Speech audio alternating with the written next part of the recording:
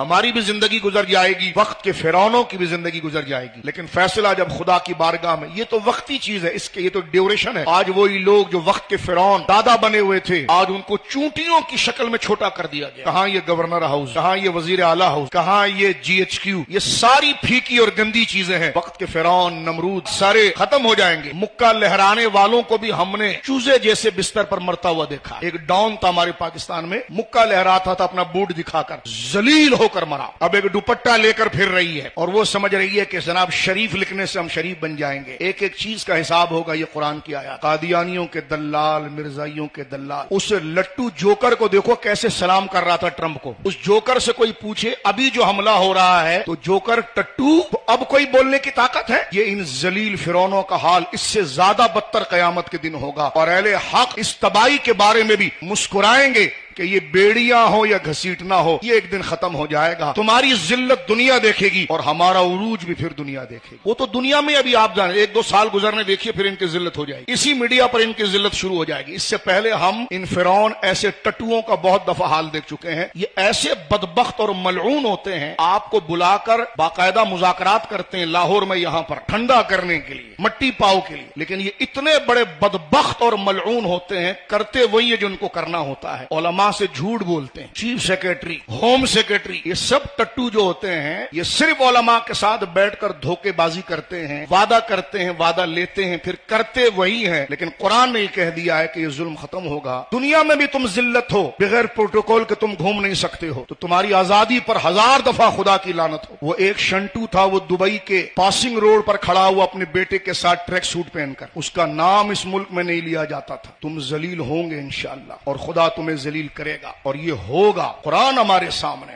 ظلم کا بدلہ ظلم ہوتا ہے۔ تم خود لوگوں کو باغی اور غدار بناتے ہو۔ ادھر ہوم سیکریٹری اور چیف سیکریٹری کے دستخط نہیں چلیں گے، اس وقت وہ نیتیں چلے گی، اور جابر اور لعینوں کا حال ہوگا، نیتن یاہو کے یاروں کا حال ہوگا۔ پروٹیسٹ کیوں کرتے ہو؟ ابھی تو حکومت کو پروٹیسٹ کرنا چاہیے، جو کل غزہ کے اندر ہوا ہے، پرسوں غزہ کے اندر۔ 1000 لعنتیں تم پر ہو، تم نے امت کو دھوکہ دیا، تم نے پاکستان کو دھوکہ دیا۔ اب اگر تم واقعی میں سچے ہو تو نکل آؤ۔ تمہارے اس بیانیے کو نیتن یاہو نے اس طرح پھاڑ کر پھینک دیا۔ تو میں نے کہا کل کی خبر، اگر واقعی میں شریف خاندان ہے تو کچھ احتجاج کی طرف آئے اور معاملات کی طرف آئے، تاکہ عوام کو یقین آئے۔ جس طرح گولیاں چلا کر اسرائیل کو مضبوط کیا گیا، تو ذرا میدان عمل آ کر بھی تو اسرائیل کی مذمت کر دی جائے۔ ہم کمزور لوگ ہیں، ہم جابر فرعون سے لڑ نہیں سکتے، لیکن قرآن کی یاد پڑھ کر اپنے دل کو زندہ رکھ سکتے ہیں، اور ہم یہ کہہ سکتے ہیں ریاست پر تمہاری حکومت ہے، لیکن ہمارے دلوں پر تمہاری حکومت کبھی نہیں آ سکتی۔